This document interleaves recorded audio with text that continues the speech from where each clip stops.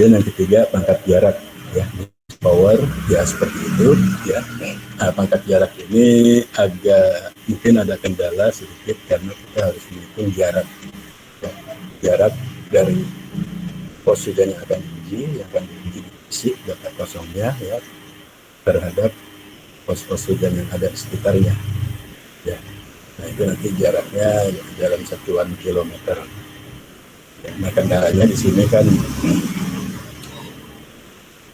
sulit ya metadata yang menunjukkan misalnya di Jakarta ini ada stasiun A, B, C, D ya. Lalu berapa jarak A ke B, berapa jarak A ke C, A ke D ya. Itu tidak terdapat di metadata pos hujan. Paling bisa diduganya dari koordinat ya. Kalau koordinat biasanya ada, jadi stasiun A lintang bujurnya berapa, stasiun B lintang bujurnya berapa. Nanti jarak dihitung dari selisih lintang maupun selisih bujur ya. Dan 1 derajat sama dengan 110 kilo ya. Biasanya perbedaan itu nggak sampai derajat ya. Paling bedanya di menit saja sudah cukup jauh gitu ya. Tapi ada cara mengkonversinya yang itu contohnya ada.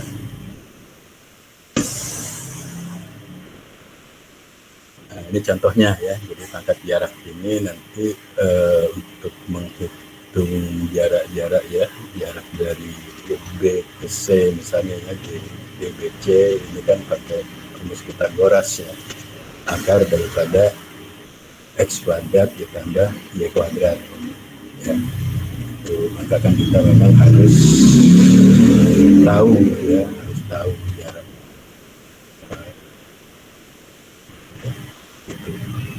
Dan nanti kalau datanya diperoleh di koordinat ya, maka untuk 1 derajat itu kan ya 110 km ya. Oke, ini sebagai contohnya saja ya, yang untuk pangkat jarak contohnya seperti itu ya. Kalau misalnya ada di suatu tempat ada pos hujan A, B, C, D, E, lalu stasiun A katanya ada yang hilang ya, misalnya data bulan Agustus, di bulan di B, C, D, E ada ya nilai-nilainya seperti itu ya.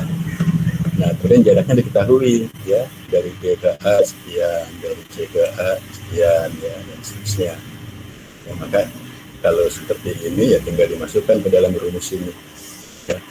Akan diperoleh nanti di stasiun A itu adalah 33,2 ya, ini hitungannya 3,2. Jadi memang tidak jauh ya dari sekitarnya ya. D 34,5, C 39,6 ya, D 25,3 ya, lalu A juga 33,6 itu. Nah lalu kira-kira dari ke berapa model tadi?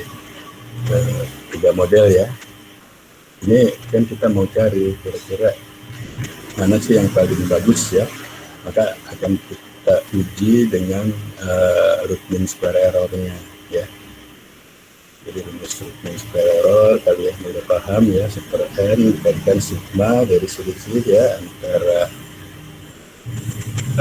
nilai dugaan ya dikurangi nilai observasi dikuadratkan ya, di pangkat setengah ya. Bisa juga di sini pasang akar gitu ya, di root mean square error ya, akar dari rata-rata errornya gitu. Bisa juga ya, ini pangkat setengah. Nah nanti dicari dari ketiga metode itu mana RMS yang paling kecil. Jadi pemilihan yang baik itu adalah kalau indikatornya root mean square error itu adalah nilai yang paling kecil, artinya nilai error yang paling kecil kan, rata-rata error yang paling kecil. Ini juga nanti ada ya contohnya cara melakukan mesin data ini. Oke. Nah selanjutnya ini yang dibuat oleh mahasiswa yang contoh di magang ya, Stasiun Bogor. Dia menggunakan pendugaan data kosong ya, pertama menggunakan uji kendal ya. Jadi memang ini penting ya, karena dalam uji kendal ini nanti ya bisa kalian ya, intinya nanti harus disyaratkan ya. Jadi uji kendal itu nanti menentukan nilai T ya. Nilai P ini 1 dikurangi 4R dibagi N kalikan N-1 ya. Nah, nanti dari nilai T inilah ya yang akan menunjukkan kalau dia mendekati ke 1 ya, berarti hubungannya itu semakin bagus, semakin erat ya antar stasiun ya, bisa diuji dari uji kendal itu ya, seperti ini. Nah, jadi kita masuk ke rata-rata sederhana sama ya, jadi dia juga melakukan rata-rata sederhana, tapi karena ini untuk dijadikan tulisan ilmiah ya sebagai laporan magang, maka ada syaratnya ya, ketika kita mau melakukan metode rata-rata sederhana, syaratnya adalah apakah data tersebut kurang dari 10% atau lebih dari 10% data yang kosongnya ya. Nah, nanti dihitungnya dengan cara seperti ini ya. Jadi A bar ya, ada nilai A rata-rata ya, dikurangi sepertiga BCD gitu ya, dibagi A rata-rata ya. Nah, nanti kalau hasilnya kurang dari 10%, maka bisa kita menentukan nilai PA-nya ya, artinya memenuhi syarat ya begitu. Tapi kalau lebih dari 10% ya itu mungkin kurang bagus ya, karena mungkin terlalu banyak data yang kosong. Lalu tadi cara menghitung PA-nya kan tadi ya, menggunakan yang rata-rata sederhana itu yang mudah. Tapi yang pertama dilakukan memang mencari persyaratan ya, persyaratan jumlah yang kosong datanya. Lalu selanjutnya rataan berbobot ya. Jadi rataan berbobot sama ya, jadi itu berlaku menunjukkan jumlah data yang kosongnya ya, sama dengan rataan sederhana tadi ya. Kita cari ya, nanti ya ini ya, sama ya, PA sama ketiga di sini sudah kan ada istilah berbobot ya, jadi di sini sudah melakukan melibatkan bobot rata-rata ya, baik itu rata-rata hujan tahunan, bulanan atau harian ya, gitu. Kalau yang tadi kan di sederhana tidak ada ya, tidak ada bobot rata-ratanya. Lalu kuadran 4 sama ya, ya tadi. Nah, kemudian dia juga menggunakan regresi linier. Jadi regresi linier ya, nanti mudah saja ya, series data di stasiun yang akan diuji ya, yang akan diisi data kosongnya dengan stasiun referensinya ya, nanti kan akan ketemu persamaan ya, persamaan untuk menentukan hujan di stasiun yang kosong yang biasanya kan tergantung nanti ya, kalau mau menggunakan banyak pos hujan berarti kan akan jadi multiple regresi. Tapi kalau cuma satu saja ya, jadi regresi sederhana saja ya, jadi sama dengan A plus BX. Tapi kalau dia multiple kan menjadi hujannya nanti ada beberapa konstanta ya, kemudian ada nilai X1, X2, X3 dan seterusnya. Ini contoh dari laporan magang yang dibuat. Dia coba menghitung ya, menghitung seperti dia akan menduga ada data yang kosong di stasiun klimatologi Bogor ya, dermaga. Kemudian stasiun pembandingnya diambil data pos Kebun Raya ya, Kebun Raya Bogor, dan Cihideng dan Lanut ya, Tangshan Jaya. Bukan dekat ya, jadi semuanya sekitar dermaga. Nah, dari yang uji keselarasan kendalnya yaitu menghasilkan nilai T cukup bagus semua ya. Jadi baik terhadap Kebun Raya, Cihideng dan ATS ya, itu nilai T-nya di atas 0,9, jadi mendekati 1. Artinya kalau kita akan membuka data hujan di dermaga ya, di stasiun kita bisa bagus ya kalau mau akan diisi dari Kebun Raya, dari Cihideng atau dari Lanut, karena T-nya mendekati 1. Kemudian dari empat model tadi ya, rataan sederhana, berbobot, pangkat jarak, dan regresi berganda, yang paling tinggi R square-nya adalah rataan berbobot ya, di 99,3%. Walaupun yang lainnya juga bagus ya, tapi kan kita akan mencari yang paling bagus ya, di antara yang bagus-bagus itu. Jadi memang hasil uji dari pendugaan data yaitu metode rataan berbobot yang paling bagus ya. Oke. Nah, ini sedikit saja ya. Lalu dia buat grafik antara data dugaan ya dengan data sebenarnya ya dari beberapa metode tadi ya. Jadi yang ini adalah menggunakan rataan sederhana ya. Ini adalah dugaan dari rataan sederhana, dan kurva yang hitam ini ya, yang tidak putih adalah data observasi ini. Nah, seperti itu, ini dari metode rataan sederhana ya. Nah, kemudian menggunakan rataan berbobot, nah tadi ya kayaknya memang errornya kecil gitu ya, errornya kecil kan kalau kita bandingkan ya, kalau ini kan terlalu jauh gitu ya, jauh, sedangkan ini memang sangat mengikuti ya. Jadi kemudian yang pangkat jarak nggak terlalu bagus ya, jadi jauh sekali ya, dugaannya sekian ya, pada observasinya sekian, jadi tidak disarankan. Dan ini yang menggunakan regresi berganda. Ya, sebenarnya regresi berganda juga hampir mendekati dengan rataan berbobot ya, kalau kita lihat ya, ini hampir mendekati, hampir baik. Cuma memang di sini ada selisih yang agak jauh juga ya. Makanya tadi selanjutnya ya semuanya bahas 0,9 yang terbagus. Oke ya, ini jadi contoh sedikit ya, review kembali ya mengenai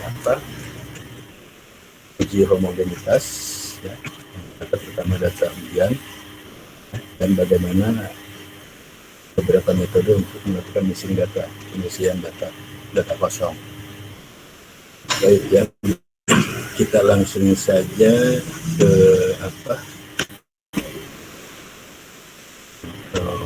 hitungannya ya, di Excel supaya lebih mudah juga nanti kalau mau diskusi.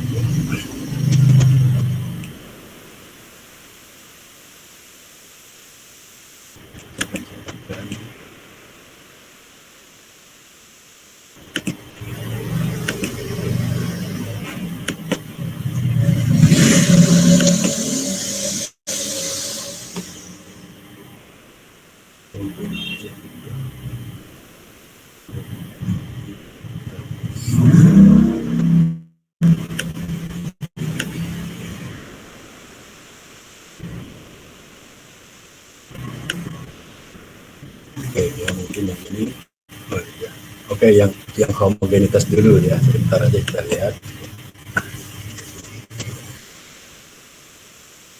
Ya. Nah, ini adalah tadi ya data yang select antara Losarang dengan Sukadana ya. Jadi ini tadi ya, ini data Losarang ya, dan sebelahnya data Sukadana ya. Ini kan kita membuat akumulasi tahunan ya, terus ya. Nah, kita lihat ya di data aslinya kan Losarang ini ya kok menjadi kecil gitu ya, seperti itu ya. Maka ketika akumulasi ini tadi dipakaikan ya kurvanya, maka di Sukadana terjadi pembelokan ya, sedangkan di Losarang ya homogen terus. Nah, jadi di sini tadi ya cara menghitungnya ya, maka lebih kalau di grafik kan tadi mungkin kamu berapa mil ya X-nya, berapa mil Y-nya ya. Kalau di sini kan nilai X ketemu 7262 dari mana? Jadi dari sini saja ya. Jadi kan nilai tertinggi nilai tertinggi ini ya, ini kan akumulasi tahun terakhir kan, kurangi dengan sini kan mulai terjadi pembelokan di sini kan ya. Jadi untuk Losarang adalah ya, kemudian untuk Sukadana sama ya, akumulasi dari yang tahun terakhir maka terjadi pembelokan di tahun 95 ya, diperoleh 2021 terdiri adalah 0,18 ya. Itu ya bicara dengan sederhana aja ya, sederhana saja sehingga itulah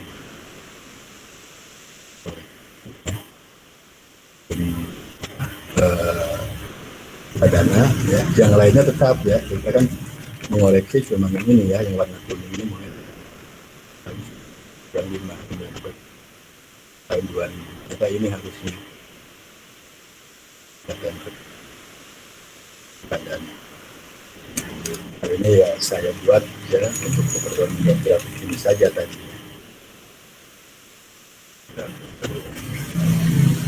Kemudian dia grafiknya ya antara tadi yang sebelum dikoreksi ya, ini Sukadana sebelum dikoreksi dan sesudah dikoreksi, dan ini adalah Losarang ya, maka seperti ini ya. Jadi nanti Sukadana setelah dikoreksi ya, asalnya kan ini ya, terjadi tidak homogen. Nah, setelah dikoreksi dia bertambah ya, menjadi naik ya, sehingga kelihatan dia akan lebih lurus ya. Jadi ya, seperti menyerupai yang di Losarang linear gitu ya. Oke ya, ini contoh yang untuk ya, lalu kita melihat nanti yang contoh mesin data.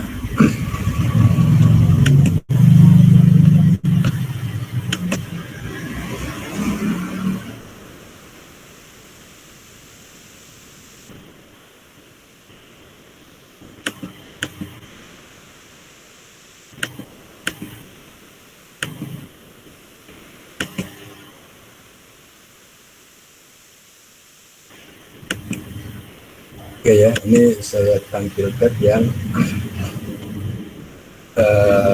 ada dalam laporan pajaknya mahasiswa IPB ya.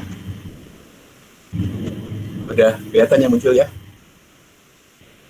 Iya, jadi ini adalah data aslinya ya. Jadi ini adalah data asli ya, dari Stasiun Dermaga, Kebun Raya, Cirebon, dan Atang Senjaya ya.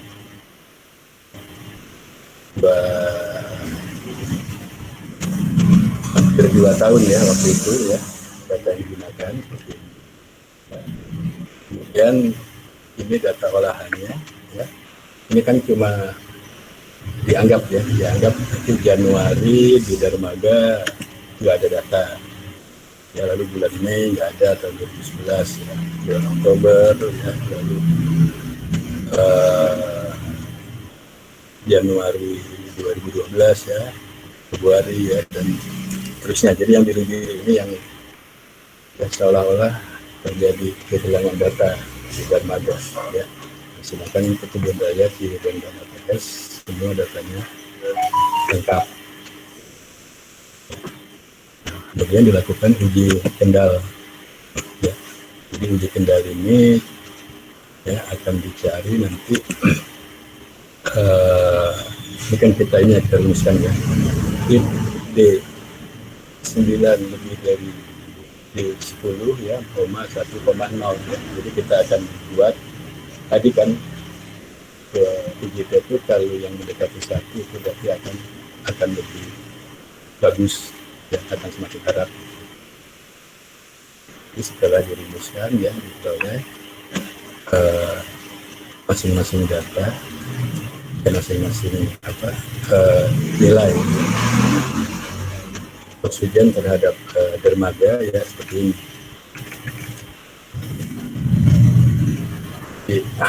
Cukup bagus ya jumlahnya. Untuk yang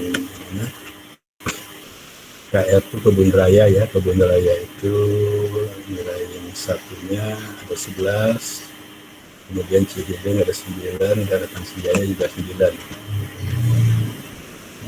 Nah, di sini ya nilai menghitung nilai P-nya ya, kalau kita panggil ya 4 dikalikan nilai jumlahnya ini dibagi N per N-1 gitu kan, N dikalikan N-1 ya, rumusnya tadi itu maka diperoleh tadi 0,9, dan Cihideng 0,93, dan Ratang Senjaya juga sekitar 0,9. Jadi menyatakan tadi ya, ketiga lokasi itu bagus, itu digunakan sebagai penduga kalau di stasiun dermaga datanya hilang. Oke ya, ini menguji uji kendalanya ya, T-nya, lalu perhitungan rataan berbobotnya. Nah ini ya, jadi menduga yang kosong ini, ya, ini kan ketemu 159 ya. 159 ini diperoleh ya, ini ada rumusnya ya, kalau kita tampilkan ya, maka tadi kan ini ya dibagi dengan rata-ratanya dikalikan dengan nilai curahnya ya, dan seterusnya ya, dan rata-rata tadi itu ada di ini ya, di bawah ini.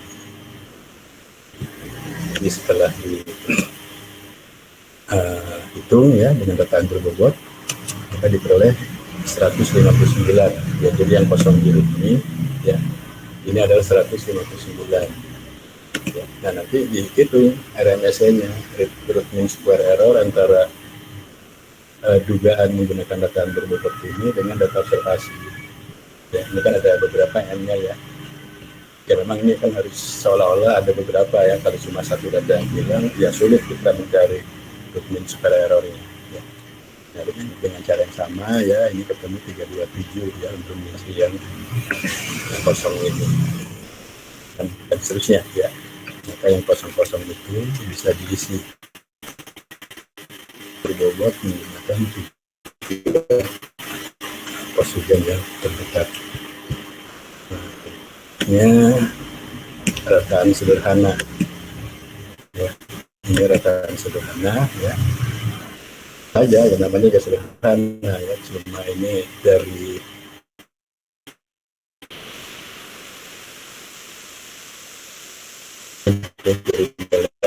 rumusnya super N ya, super N sigma ini di Excel dapat diperoleh ya.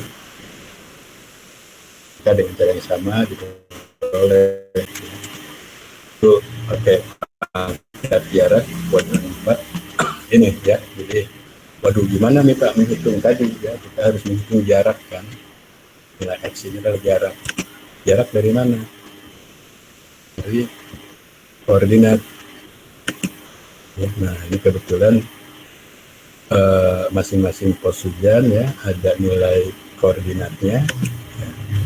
Ada nilai koordinatnya ya. Nah ini kan akan kalau dari jarak desimal ya akan diperoleh ini kan mudah saja ya. Yang ini diperoleh kan selisih ya, selisih daripada dermaga dengan kebun raya. Lalu ini adalah dermaga dengan Cihideng ya, dan ini dermaga dengan Ratang Senjaya. Tapi kalau diperoleh jumlah akumulasi selisih, ini masih dalam satuan koordinat ya.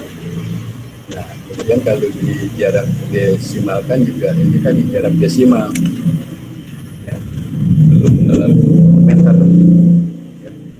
Sehingga apa namanya ditanggung ya, dikalikan berapa ini 35.000 ya, 555 ini kan sudah mengkonversi ya, mengkonversi dari kilo menjadi meter ya. Kemudian untuk masing-masing koordinat ini ya kalikan ya, dengan 3555 itu ya, ini ya. dengan cara yang sama nanti dicari ya, ini selisih kan. Jadi antara dermaga dengan Kebun Raya, dermaga Cihideng, dermaga Sanjaya. Ya. Nah, sehingga nanti akan ketemu ya, ada akumulasi dari bintang bujurnya. Ya. Nah ini sudah dalam satuan meter. Ya. Kemudian jarak, ya jarak itu akar daripada tadi ya akumulasi jumlah dari bintang dan bujur. Ya. Tadi rumus Pythagoras tadi ya, jadi akar daripada tadi peroleh jarak dari dermaga ke Kebun Raya itu kilo 274 meter. Kayaknya benar ya, kalau dari stasiun, kalau kami pernah pertama ke stasiun Bogor yang di dalam ya, kami di jalan mau ke jalan raya dermaga bukan ya, yang di dalam itu ada ya sekitar 2 kilo ya, 2 kilo 200. Kemudian Cihideng ya, kalau terhadap Cihideng itu 1 kilo 770 meter. Nah, Tangseng Jaya lebih dekat ya, karena Lanut Tangseng Jaya itu sebetulnya dengan stasiun yang di dalam itu cuma dipisahkan oleh sungai itu ya, kalau kamu perhatikan geografinya ya. Ini kalau kita motong jalan dari Lanut Tangseng Jaya ke stasiun Taman Rapit yang dalam itu nggak sampai 500 meter ya, 300. Itu ya, ini digunakan untuk menghitung pangkat jarak ini ya, ini jarak. Lalu ini adalah nilai curah hujannya ya, lalu pangkatnya, jaraknya dipangkatkan kan ya, ketemu ini ya, lalu dihitung super X kuadratnya ya, kemudian 1 dibagi dengan jumlah super X kuadrat ketemu ya. Nah ya, lalu P dibagi X kuadrat ya, itu dilihat dari mana, itu dari rumusnya ya, untuk mengisi PA1 ya ini ya, diperoleh 265,76 ya. Kemudian PA2 577 ya, PA11 dan seterusnya. Terakhir ada PA7 839. Di sini 839.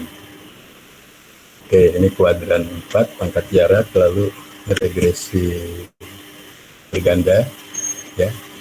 Nah, regresi berganda ini ya nggak mungkin juga kita lakukan pakai BDS ya. So, ini cuma ada yang sederhana ya, sehingga ini pakai Minitab. Ini adalah series data ya, dermaga Kebun Raya Cihideng ya. Nah, maka nanti akan ditemukan suatu persamaan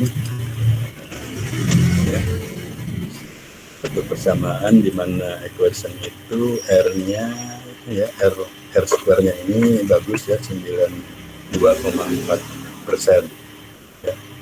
Dan kalau kita lihat juga nilai P-nya ya, kan uji P-nya itu ya, uji signifikansinya itu dilihat dari nilai P ya, kali ini ya, baik Kebun Raya Cihideng maupun APS ya, itu berada jauh ya di bawah 0,5 ya, sehingga itu cukup signifikan, cukup bagus ya. Nah, lalu dengan menghitung apa namanya dari persamaannya itu ya, maka akan ya, nanti nilai-nilai masing-masing data yang dianggap hilang ya di dermaga Bogor gitu ya. Jadi persamaannya ini yang diperoleh ya. Jadi untuk mengisi data di dermaga itu sama dengan 18,5 dikurangi 0,308 kali Kebun Raya ditambah 0,881 kali Cihideng ditambah 0,189 kali Tangseng Jaya. Tadi yang kosong-kosong ini ya, ini ya akan diperoleh dengan ini 9 dan seterusnya. Oke ya. Nah, selanjutnya tadi ya cara mengkonversi dari bintang bujur ya seperti ini. Lalu kalau dihitung nilai R2-nya tadi, ya masing-masing ya seperti ini, ya, di paparan sudah diberikan. Ya, dari rataan berbobot yang paling bagus. Ya. Oke, ya ini satu lagi ya contoh supaya lebih mudah mengaplikasikannya. Ya nanti ini saya email lah ya, takutnya saya nggak tahu ya, ini mungkin juga dulu pernah ada ya, ya terselip di mana gitu.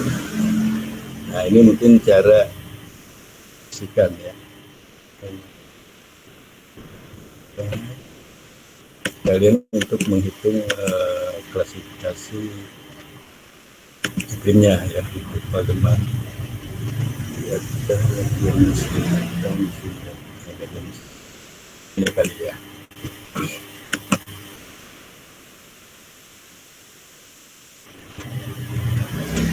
Oke, sudah muncul ya? Halo? Siap, sudah Pak. Iya, enggak. Oke, nanti saya takutnya ngomong aja tuh.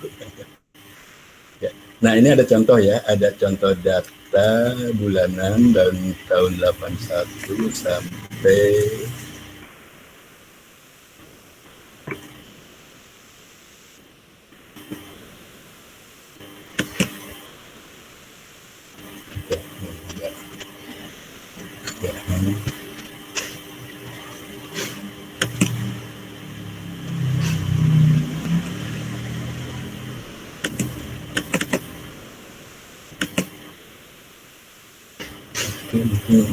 saya tutup lagi ya, saya ganti.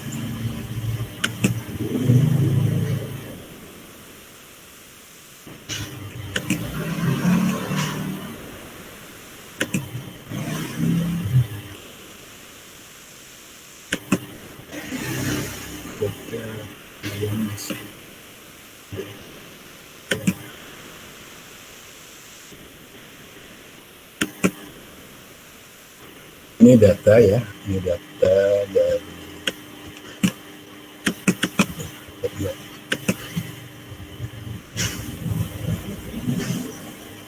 ini agak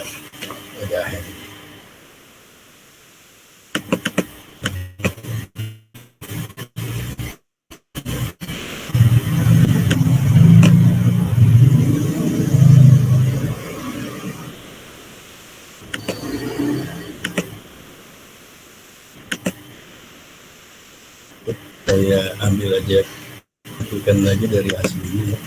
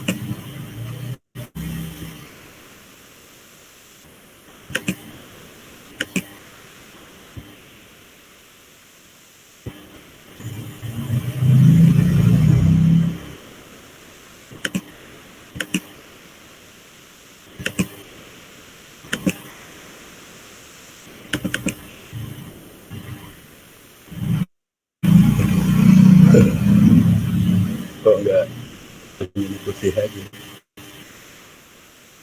Baik.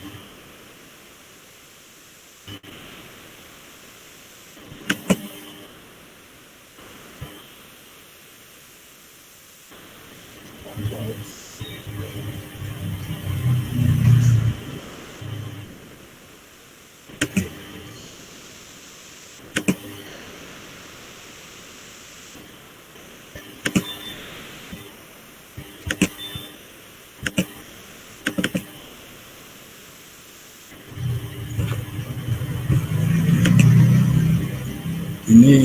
nggak mau muncul nih Excelnya, ya putih aja ya, mungkin contoh yang lain.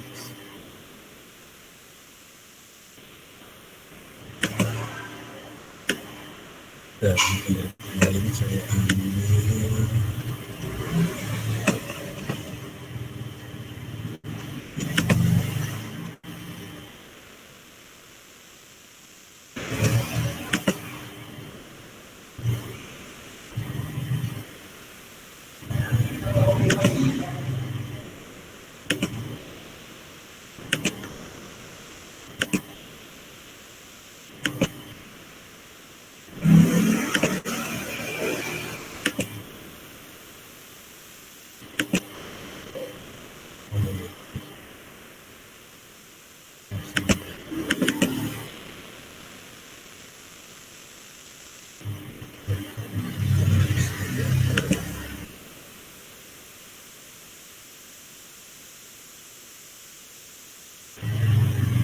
waduh, kenapa nih file contoh missing data kok jadi nggak bisa muncul nih. Saya ambil dari beberapa file yang lain yang nggak muncul. Jadi sebetulnya intinya begitu ya. Jadi intinya begitu, mengisi missing data ya dari beberapa metode, tapi yang paling bagus tadi lah pakai yang rataan berbobot ya. Dan berbobot itu caranya sama, caranya sama, bukan kalau ya beberapa pos hujan di sekitarnya ya. Jadi kalau kegiatan berbobot tadi kan ya harus cari ya data misalnya bulan Maret kosong Bogor ya, lalu Maret di Atang Sanjaya ada, di Cihideng ada, di Kebun Raya ada ya. Jadi adalah pertama rata-rata bulan Maret di masing-masing titik termasuk dermaga ya, rata-rata Maret berapa dari sekian tahun ya, Cihideng berapa, Kebun Raya berapa, Atang Sanjaya berapa ya, lalu masukkan ke rataan berbobot tadi ya untuk menduganya itu kan kosong dibagi dengan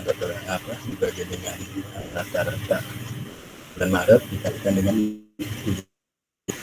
Atang Sanjaya tambah dengan sama ya Jaya Bogor Maret ya sampai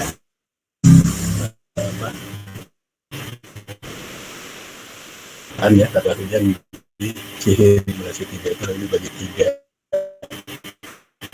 yaitu untuk mendengar ini kira-kira missing data ya. Sebenarnya saya tadinya kalau bisa dibuka data itu mau saya lanjutkan dengan mengisi ya, dilanjutkan dengan terus penentuan untuk klasifikasi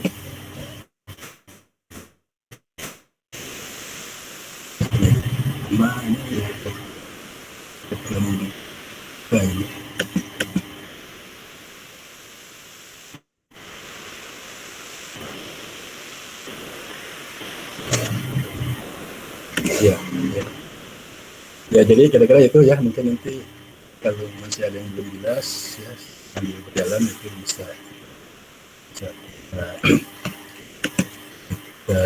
diskusikan lah ya, silakan. Nah ini kalau ini mau nih ya, kenapa tadi tuh file yang tadi ya, ini contoh yang Zoom 55 ya yang kemarin kita hitung untuk menentukan awal musim ya, yang awal musim kemarau.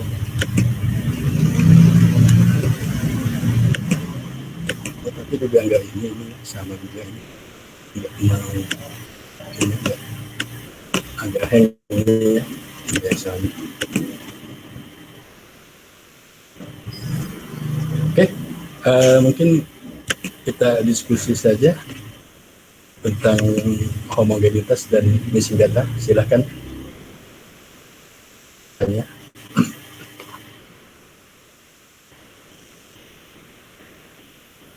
Apa udah cukup jelas?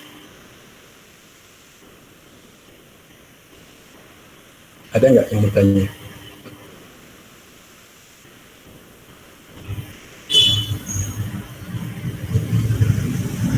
Izin Pak, izin bertanya Pak. Iya, silakan.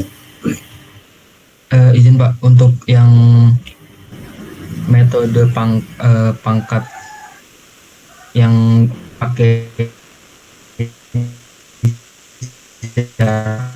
itu tadi kan ada lokasinya itu minus Pak. Nah, di perhitungan Bapak dipositifkan ya, untuk yang perhitungan stasiun yang datanya kosong, orang yang lainnya Pak, atau bagaimana Pak? Itu nanti yang nilai itu kan jadi kalau dikuadratkan itu pasti akan jadi positif gitu. Minus positif nggak masalah ya, nggak masalah kan. Kalau kita lihat di lapangnya gitu ya, misalnya dari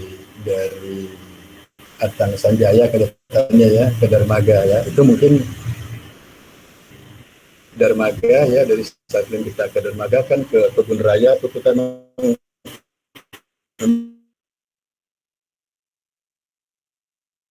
ya, itu kan ya, maka dia akan positif karena Kebun Rayanya lebih tinggi sedikit ya lintangnya dibanding Dermaga. Nah, kelihatannya tadi dari Atang Sanjaya, karena Atang Sanjaya agak turun sedikit tuh dari Dermaga, sehingga lintang di Atang Sanjaya dikurangi dengan lintang di Staklim Bogor ya, karena lebih kecil dia akan negatif. Tapi nggak apa-apa ya, pernyataan negatif itu kan sebetulnya ya menunjukkan arah mungkin ya, jadi arahnya ini lebih ke bawah.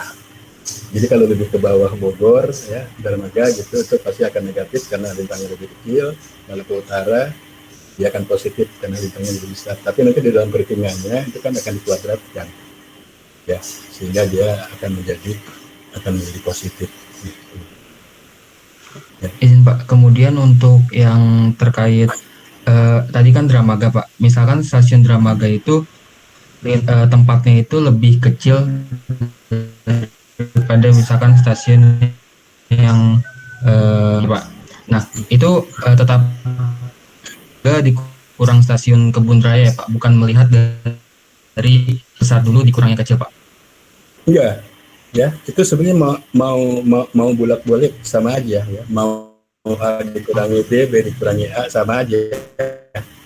Jadi selisih ya, selisih lintang berapa ya, selisihnya lintang itu berapa ya, itu perpernyataan nilai tanda positif negatif di situ ya, tadi itu ya, mungkin yang agak ke selatan jadi negatif, yang agak ke utara jadi positif ya, tapi kan bahwa itu jaraknya sekian gitu ya. Nah, apalagi ketika dimasukkan ke dalam rumus yang dikuadratkan itu ya, menjadi positif ya. Atau sih mudahnya ya berarti yang negatif itu juga mutlak, harga mutlak gitu ya, jadi positif ya. Misalnya ketemu min 0, sekian derajat lintang ya, min gitu ya, itu kan sama juga 0, sekian derajat lintang selisihnya begitu. Cuma negatif tadi ya, tinggal arahnya saja kemana. Siap Pak, terima kasih Pak. Baik ya, ada lagi ya. Jadi saya menyarankan itu silakan silakan. Jadi Pak, untuk ini Pak, untuk pengisian data menggunakan yang normal rasio itu untuk tahunnya itu emang harus menggunakan data yang beberapa tahun atau data 1 tahun aja gitu Pak? Oke. Jadi memang ya syarat untuk menggunakan normal rasio ya, dan kebetulan setelah diuji itu paling bagus ya nilai R-nya.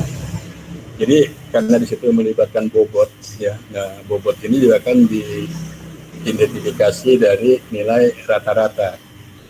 Jadi pembobotnya adalah nilai rata-rata ya. Kalau kita mau menduga data tahunan ya tentu rata-rata tahunannya ya di masing-masing stasiun yang diuji maupun stasiun referensi. Kalau bulanan ya bulanan ya, mau bulan Januari, April atau bulan apapun ya. Nah, kembali kalau kita bicara nilai rata-rata normal ya tentu memang harus lebih panjang, lebih bagus ya. Maka sebetulnya di contoh saya ini yang nggak bisa dibuka ya itu untuk Banyuwangi itu ya kita ambil data 10 tahun ya. Jadi yang contoh yang nggak bisa dibuka itu sebetulnya kita mau bikin klasifikasi Smith Ferguson selama 10 tahun gitu ya, 91 2000 ya. Nanti ada beberapa di Banyuwangi bulan yang kosong ya di tahun-tahun tertentu. Nah nanti ada di Banyuwangi ya ada apa namanya Alas Bulu ya apa lagi gitu ya, itu sudah saya siapkan ya. Nah nilai rata-rata dari masing-masing posnya itu ya untuk apa, untuk pembobotannya itu masing-masing 10 tahun itu ya. Banyuwangi Alas Bulu ya, yang lainnya juga begitu ya. Jadi tidak setahun pada bulan yang kosong dan ada di referensi itu sebagai pengalihnya kan gitu kan rumusnya kan ya. Jadi rata-rata bulan yang kosong di stasiun yang kosong dibagi dengan rata-rata yang ada di pos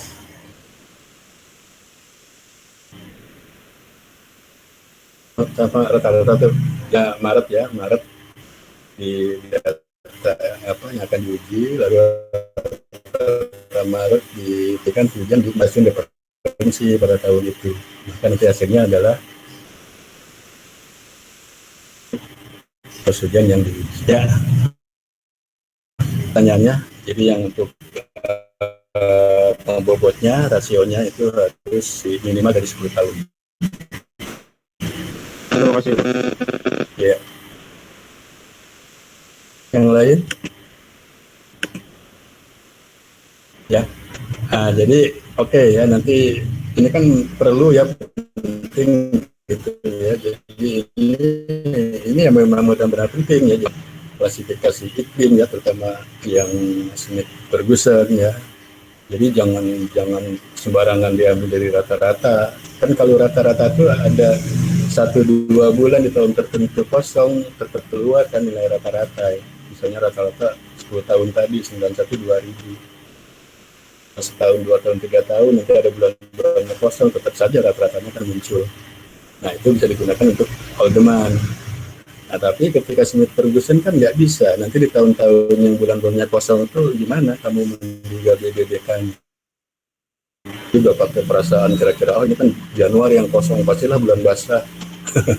Itu kan main perasaan gitu ya. Ini yang kosongnya di bulan Agustus, nah pastilah bulan kering kurang dari 60. Kan nggak bisa seperti itu ya, tetap harus diisi, di-missing ya. Nah setelah terisi ya baru ditentukan ya, BBBK-nya ya, itu ya manfaatnya.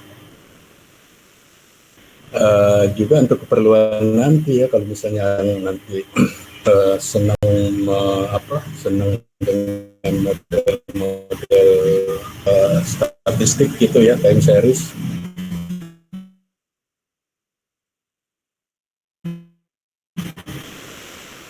Dari malahan ya, ketika data kosong ya diproses ya, apalagi kayak model ARIMA segala macam itu kayak apa black Jenkins ya, jadi kotak hitam gitu ya. So kan dia proses aja. Tapi kan kita tahu sendiri, aduh sebetulnya kan tuh datanya nggak lengkap gitu ya.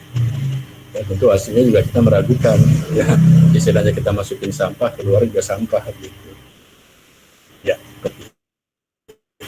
Ada lagi? Nanti saya kirimkan ini ya, bahan-bahan yang missing data dan contoh-contohnya.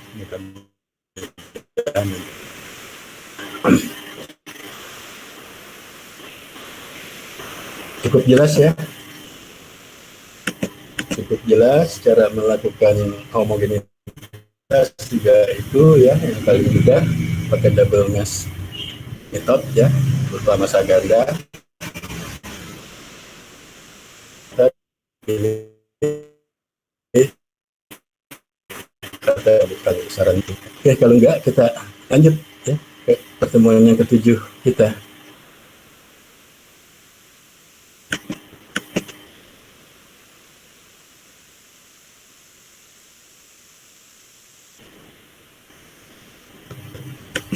Gimana udah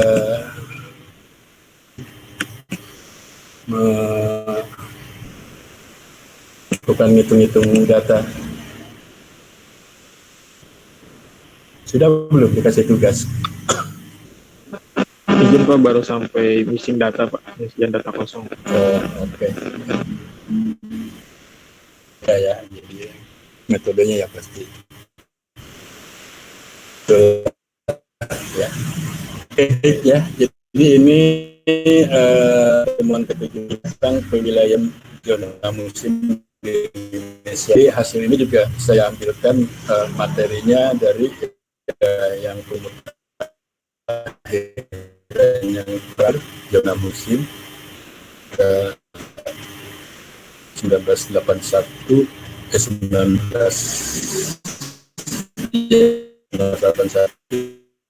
2010 ya, jangan ya kenalkan itu ya pemilihan itu terakhir 2020 dasar pembuatannya kan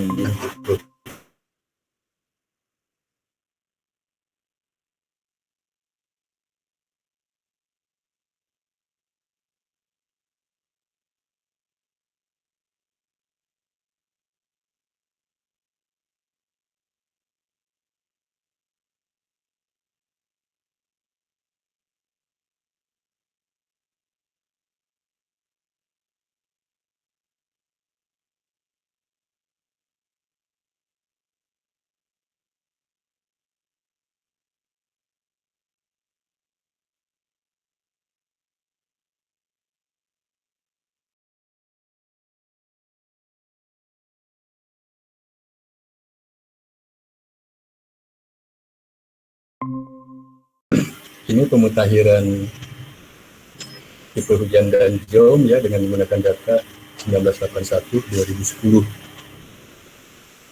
Datanya, inputan datanya adalah rata-rata curah hujan bulanan 81-2010.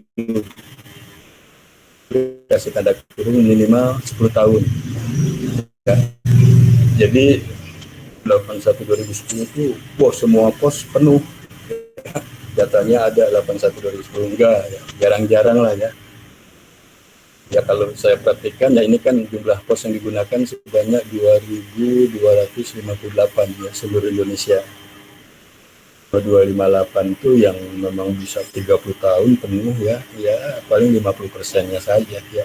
Sisanya bervariasi, ada yang 1 tahun, 15 tahun, 18 tahun ya, 13 tahun dan seperti itu. Tapi waktu itu kita putuskan minimal harus 10 tahun.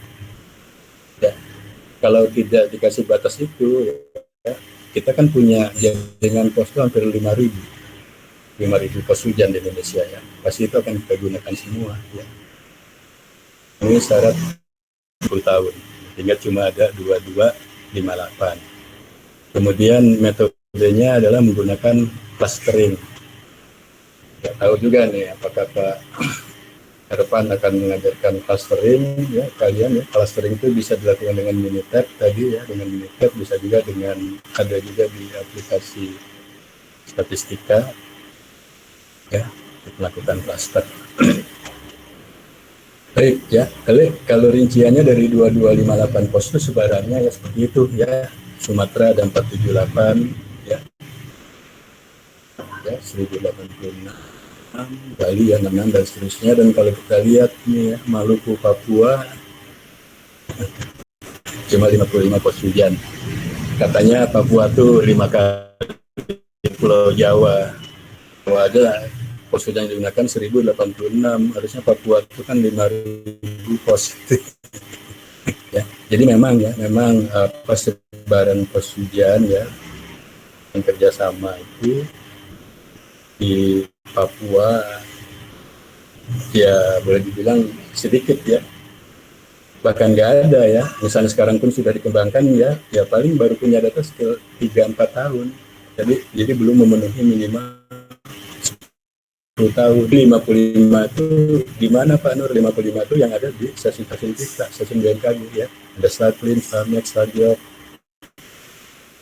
Hujan kerjasama belum ya, belum ada, makanya sedikit. Ya, tapi kan tetap BMKG itu harus melakukan pemutakhiran kewilayahan seperti itu. Ini kira-kira contoh sebaran di Sumatera ya, yang ada 478. Nah, ini titik-titik ini adalah lokasi pos hujan yang akan diklaster gitu. Selanjutnya mengenai langkah kegiatan pengklasteran ini sebetulnya ya, kalau saya mungkin di praktikum ini harus diajarkan wilayah Bali ya. Jadi Bali pertama kita lakukan positioning dan data collecting ya. Jadi sekitar tadi berapa? Di 66 ya. Jadi ada 66 pos ini menyebar ini. Ini ada ya, kurang lebih jelas. Ini ada titik-titik pos hujan ya. Lalu datanya dari 56 itu dikumpul ya, yang paling minimal 10 tahun. Nah setelah maka dengan aplikasi clustering ya dilakukan kan clusteran, pengelompokan pola-pola yang sama ya. Ini nanti ada ya, ada metodenya, ada caranya ya, harusnya memang kalian bisa ini ya. Karena memang penting ya, basic ini ya, mengelompokkan pola hujan itu terpakai nanti di mana-mana. Nah setelah dikelompokkan ya, lalu diplot ya, diplot kembali ke masing-masing pos hujan ini, dia masuk dalam anggota mana gitu ya, di dalam klaster mana gitu ya. Nah, sehingga nanti di sini ya dibuat titik-titik yang sama tuh diberi prosesnya, kita akan mudah menarik poligon masing-masing ya. Misalnya ini ada poligon 6 ya, seperti di sini. Ini ada yang kuning ya. Ini dilakukan ya, seperti Sumatera tadi ya, Sumatera dilakukan cluster ini, Bali, Jawa, dan Sulawesi, Papua. Saya yang paham ya, 55 pos itu juga digabung dengan Maluku. Jadi semenjak pengelompokan pola hujan ya untuk wilayah Papua ya, itu pengelompokannya tidak dirubah. Jadi kita mengacu kepada referensi pertama yang dibuat oleh Burema ya, Dr. J. Burema ya, karena kita nggak bisa mengambil resiko. Di Jawa luasnya ya katakanlah itu 55, kalau dikurangi yang di Maluku kan 35 titik untuk menginterpolasi Papua, malah nggak keruan ya. Maka nanti lu kan kata lama, nah, kita yakin lah kalian gitu ya.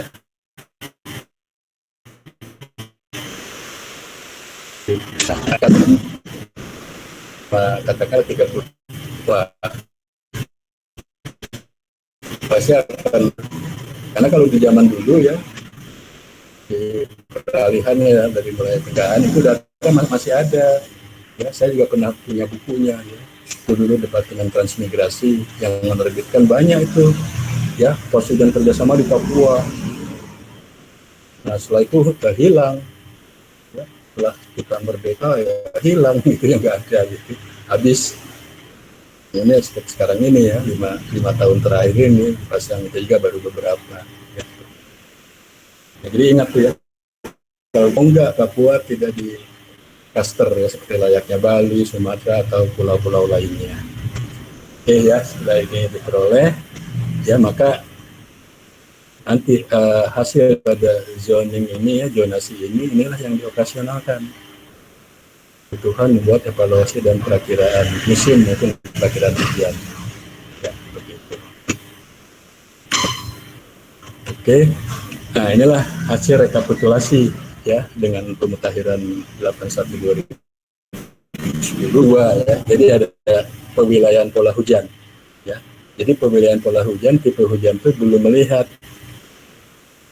masuk jom atau tidak ya. Nah, sebagai contoh ini Sumatera ya, tadi dikelompokkan, hasilnya diperoleh ada 79 tipe hujan.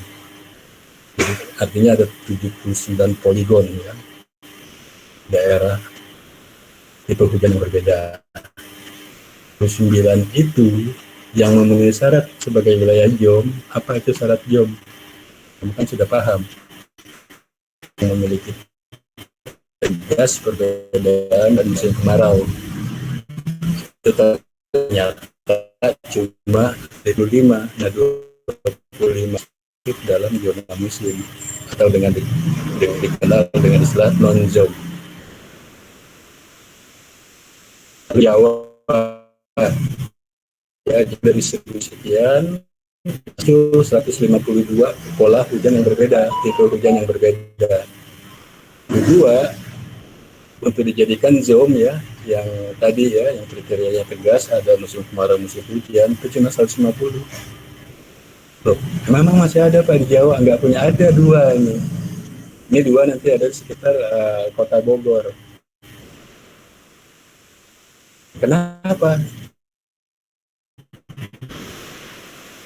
Iya monsun ya, tapi di itu ya yang mau mengarah ke Ciawi ke atas itu lokalnya kuat orografinya. Jadi sepanjang tahun dia boleh dibilang basah karena ada musim kemarau nih. Ya, maka kita kategorikan dalam non-jom. Ya ini juga mesti hati-hati ya, bukan berarti dia anti monsun atau non monsun, tetap monsun. Namanya Jawa tuh Jawa, Bali, NTB itu pasti monsun lah ya. Tapi karena akibat lokal ya, orografi di sana sangat kuat mempengaruhi, maka masih ada dua wilayah yang nggak bisa di kriteria zona musim. Kemudian kalau Bali ya ada 15-nya masuk zona ya, NTB 21, NTB 23, dari Kalimantan ada 34 yang masuk zona, 12 tidak. Ya, Sulawesi ya 55, 42 zona, 13 tidak ya. Ada yang lokal. Inilah yang anti monsun. Ya, jadi orang ada menyebutnya lokal, tapi karena polanya kebalikan monsun, artinya anti monsun. Jadi ada 7. Yang lokal ini anti monsun tetap juga dibuat perkiraannya, karena dia ada tegas. Di sana juga ada musim kemarau, ada musim hujan, hanya polanya kebalikan dengan monsun. Ya, jadi tidak bisa dikategorikan dalam non-zone ya. Ada 9 tuh ya, nanti di dokumen buku perakiraan. Dan ini nanti misalnya sekarang di perakiraan yang baru MH 2020-2021 untuk 9 daerah ini ya tidak diprediksi ya di sekitar akhir tahun ini enggak, karena polanya nanti dia baru meningkat di tahun depan ya, sekitar April Mei. Jadi prediksinya nanti di sekitar April Mei tahun 2021 awal musim hujan. Oke, ya. Nah lalu seperti Papua ini ya, Papua 18, ingat ya, saya masih ingatkan 8 provinsi Burema ya.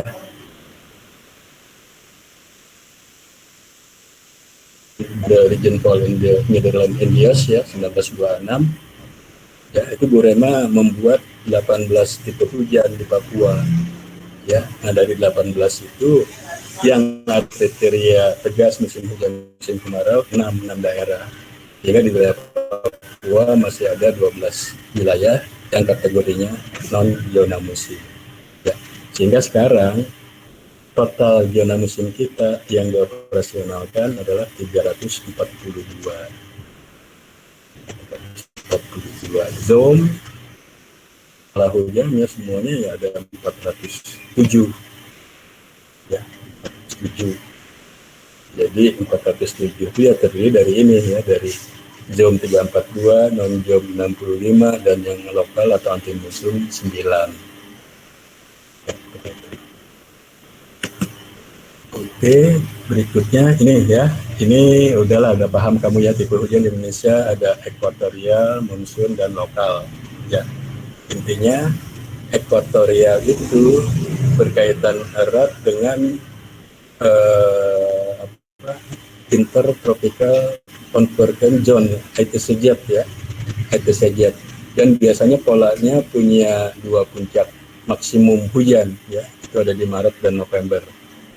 Ya, kemudian juga puncak di Maret dan November, tapi setiap bulannya pun hujan tinggi. Ya, maka nanti banyak di tipe ekuatorial ini yang masuk ya non zona musim. Nah, ya ini pengaruhnya gerak semu matahari ya, ITCZ itu. Ya, itu kan ITCZ pengaruhnya ketika posisi ITCZ ada di atas suatu wilayah ya, itu nanti ada lag ya, ada lag sebulan kemudian itu hujan deras di sana gitu. Monsun itu masa puncaknya itu ada rata-rata di Januari atau Desember ya, seperti Jawa, Baksel, BNTT ya, Sulsel dan seterusnya. Ini dalam tadi ya ada satu puncak tinggi ya, dan nanti ada perbedaan yang jelas ya antara musim kemarau dan musim hujan ya. Kemudian sebarannya umumnya ada banyak di selatan ekuator ya. Nah, kalau yang tipe monsun ini yang dominan berpengaruh adalah sistem angin monsun ya. Ya, tetap sama sih ya, sistem angin monsun itu juga dari gerak semu matahari ya.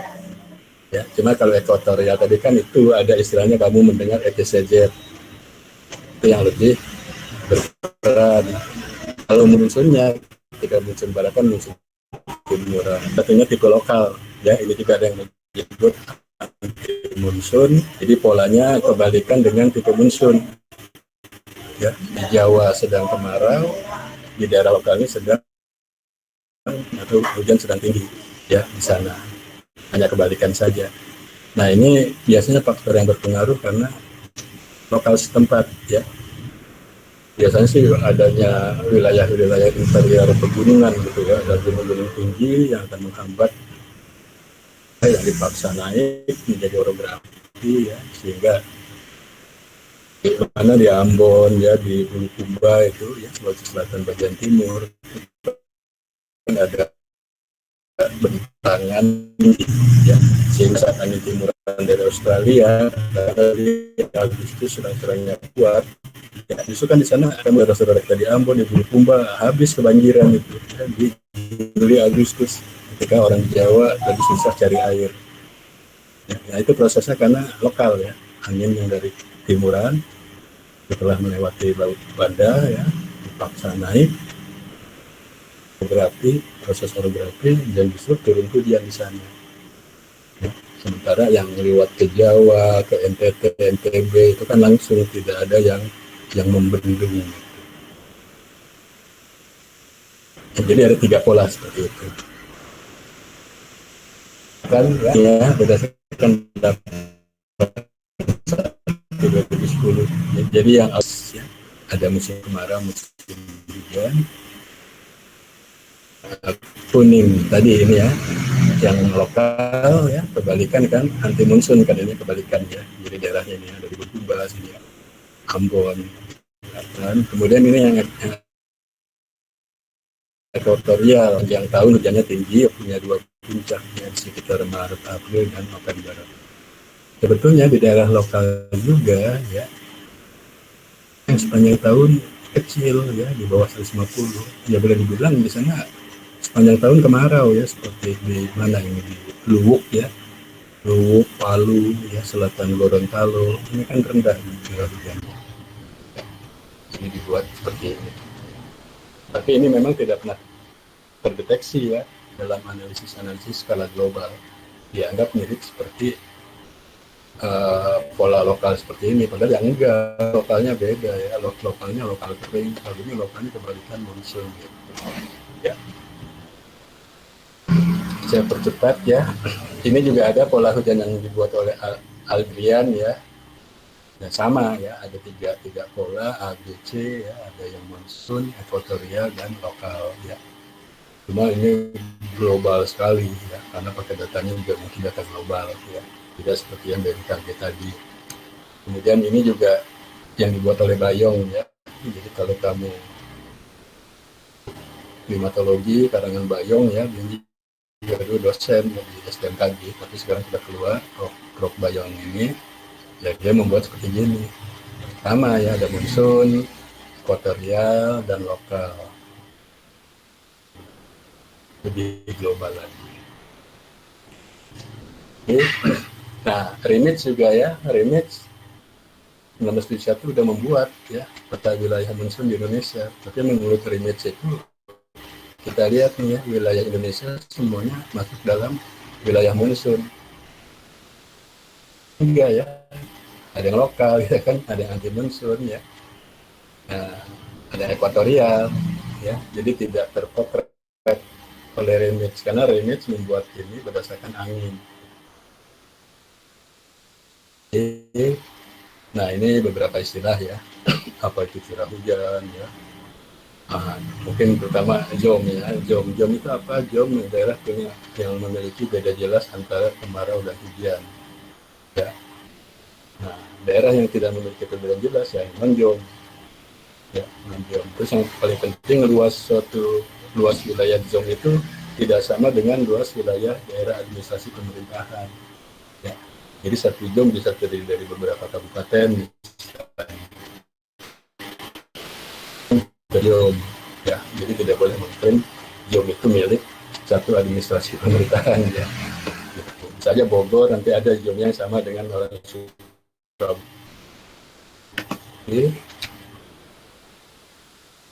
Ya udah tahu ya, kurang 50 dasarian itu 10 hari, sifat hujan ya, ada atas normal, bawah normal, masih menggunakan persentase 85 sampai 115.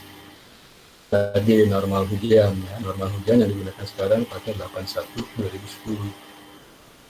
Lalu yang bukan normal itu disebut rata-rata. Nah, rata-rata itu harus minimal 10 tahun. Ya, ini beberapa istilah yang harus dipahami. Nah, ini ya bagaimana penentuan awal musim ya. Udah ya, ini saya tampilkan secara grafik saja ya. Ini contoh Tongge Cianjur ya, data 30 tahun, kurvanya seperti yang hitam ya. Lalu kan musim kemarau ketika hujan di bawah 50 ya, ini batas 50 diikuti berikutnya ya. Berarti kemarau mulai dari Juni 1 sampai September 2. September 3 sudah masuk musim hujan. Sampai kapan ya? Sampai sini ya, sampai ke sebelum kemarau ya, sampai Mei 3 ya, Juni 1 sudah masuk. Ini secara rata-rata normalnya seperti ini ya. Nanti tahun 2020 sekarang ini apa dia mau jatuh seperti ini ya, lihat perakhiran musim yang terulang ya. Iya aja ya, cuma apa itu normal, atas normal, bawah normal ya. Yang penting patokannya 85 sampai 150% ya. Kalau dius maka normalnya 85 sampai 115 mm. Atas normal lebih dari 115 dan bawah normal kurang dari 85. Itu pemahamannya. Nah, ini adalah hasil ya. Ini sudah hasil pemetaan ya, peta normal awal musim kemarau ya, 81 dari peta normal awal musim. Nah, ini panjang musim kemarau, panjang musim hujan ya. Sudah ada referensinya ditetapkan ini. Kira-kira sedikit ya topik tentang apa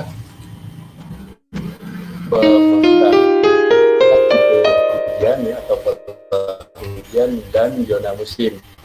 Ya, hanya tadi tipe hujan ya semua ya, tipe hujan yang ada di Indonesia tadi kan sekian ratus, setelah di sort air menjadi syarat adanya musim yang tegas, kemarau dan hujan.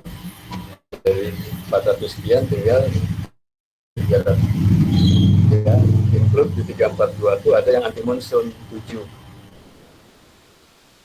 rasional kan dibuat perakiraan ya.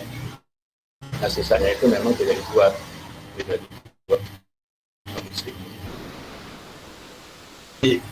seperti ini ya, mudah-mudahan ini bisa menambah pengetahuan kalian tentang gini sejarah ya BMKG membuat pemilihan JOM yang sekarang terus terang ya. Dan ini buku perakiraan kita ini jadi primadona ya, itu ditunggu satu ya, mulai dari presiden sampai ke bupati-bupati, apalagi sekarang ada La Nina. Wah ini udah jadi ya, perakiraan musim kita ini. Oke ya, ini silakan kalau ada yang mau tanya ya, nanti semua saya share ya, saya kirim maksud saya ke apa, tanya. Wah ada waktu.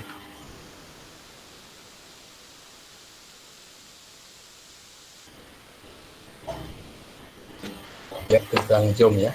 Tadi ya yang menarik kan metodenya tuh ya, clustering gitu. Saya mengharapkan kalian tuh bisa tuh ya, pola hujan. Tesis saya pakai tuh metode clustering waktu saya di malah dosen pembimbing ya, ketika saya melakukan penilaian pola hujan di Sumatera Barat dan saya kaitkan dengan indeks penguapan di Samudra Hindia. Waduh gimana nih Pak Nur? Cara pengelompokan pola hujannya pakai clustering ya, sampai pembimbing saya ya tanda petik ya. Mau belajar Pak. Ya itu ya, saya berikan 2 aplikasi ya, pakai statistik versi 5.5 dan pakai Minitab, diolah pakai itu. Karena belum ada Pak Nur, itu kan di geografi kan. Nah gitu ya, ngajar di program S1 geografi.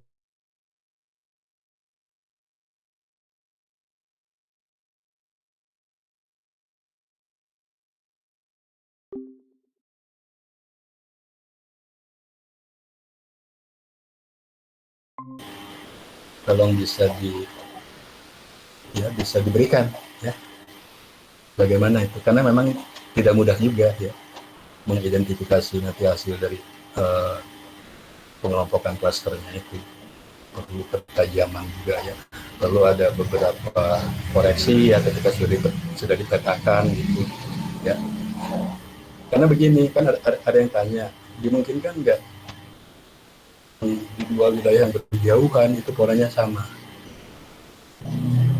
Dulu saya pertama kali tanya begitu. Untung saya sudah baca referensi dari ya, di pola hujan Buremak itu antara Kalimantan dengan Sulawesi Barat itu satu pola. Padahal itu sudah dipisahkan oleh laut yang demikian luas. Memuatan 46 dan 46A.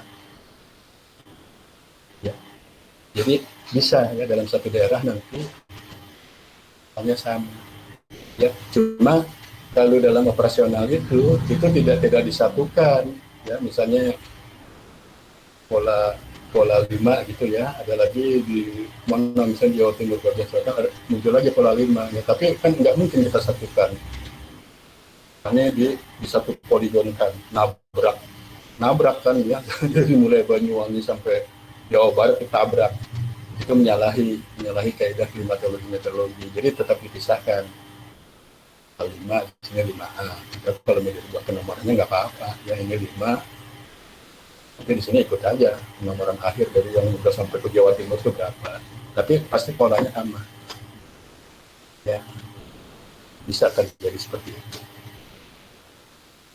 Oke, baik. Ada yang mau tanya? Kalau tidak ya cukup ya. Itu, dan kebetulan mungkin nanti kamu ya 9:30 kali ya.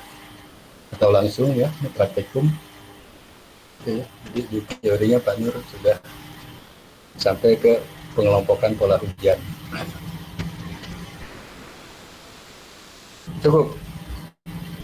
Ya, kalau cukup ya karena waktunya memang sudah habis ya.